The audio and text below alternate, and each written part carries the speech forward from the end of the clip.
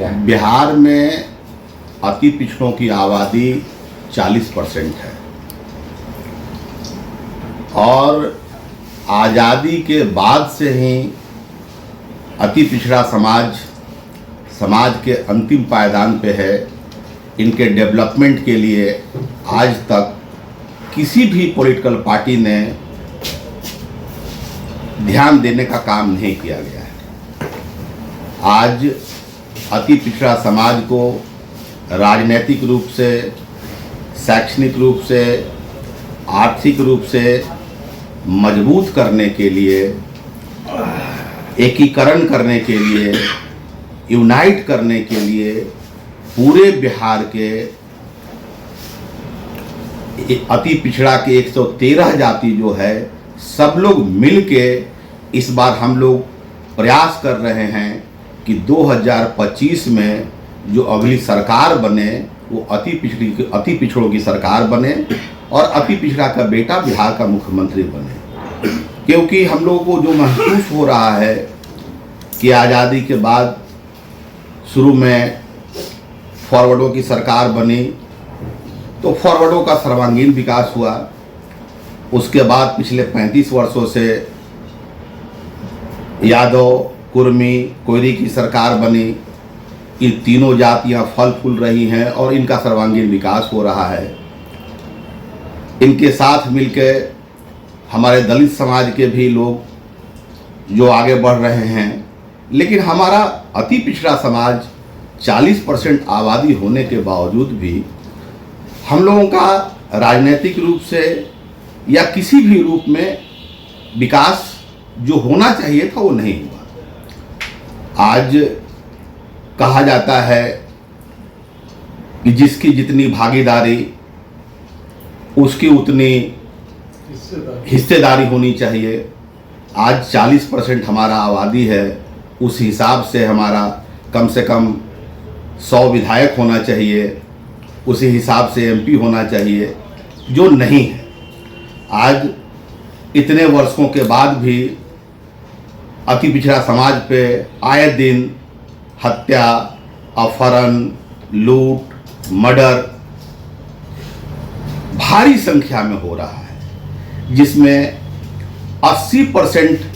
घटनाओं का उद्भेदन नहीं हो पाता है, क्योंकि हमारे लोग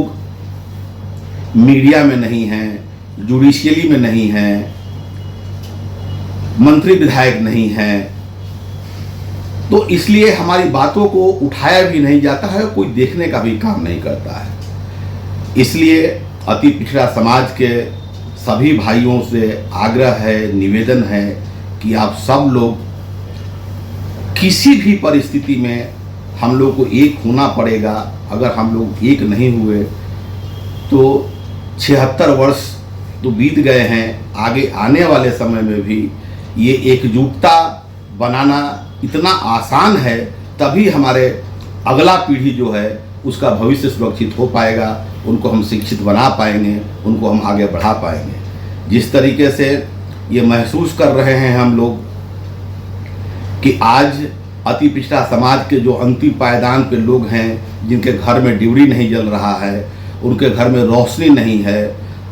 इसको रोशनी करने के लिए, अगली पीढ़ी को ठीक करने के लिए, राजनीतिक भागीदारी लेने के लिए, इनके ऊपर हो रहे अत्याचार को रोकने के लिए पूरा अति पिछड़ा समाज एकजुट हो और 2025 में हमारी सरकार बने, अगली बार अति पिछड़ी सरकार और अति पिछड़ा का बेटा मुख्यमंत्री बने। और जिस तरीके से जो हमारा जो देश के विकास में या समाज के विकास में सबसे ज़्यादा योगदान अगर किसी का रहा है तो अति पिछड़ा समाज का ही रहा है।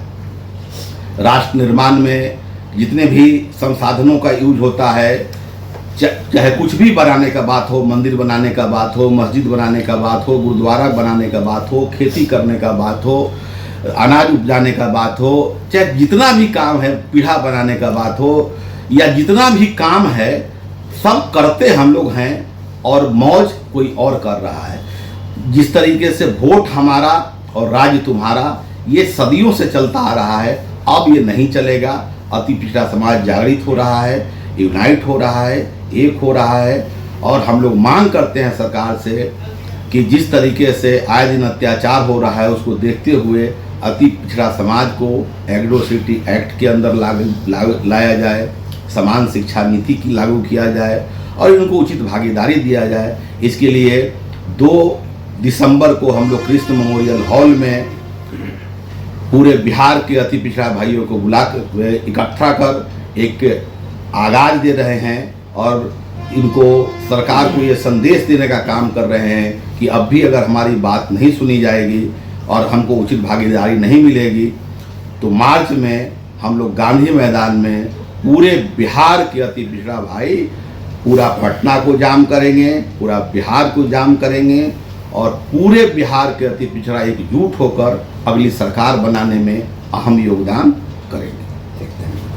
हुआ है और 2 दिसंबर को श्री कृष्ण मेमोरियल हॉल में पूरे बिहार से अति पिछड़ा के लोग जुटेंगे और अपनी चट्टानी एकजुटता का प्रदर्शन करेंगे और सरकार ही नहीं पूरी व्यवस्था को मजबूर करेंगे अति पिछड़ा के अति हक में निर्णय लेने के लिए, अति पिछड़ा के हक और अधिकार के लिए, राजनीतिक भागीदारी के लिए और बाकी उसके बाद जो भी निर्णय होगा सरकार की जो स्थिति बनेगी हम लोग फिर से मार्च में जमा होंगे गांधी मैदान में और अपनी अति पिछड़ों की सरकार बनाने में हम लोग अहम योगदान करेंगे। परिचय दे दीजिए सर। मैं डॉक्टर शैलेंद्र कुमार, अति पिछड़ा एकीकरण अभियान का मुख्य संयोजक। ठीक।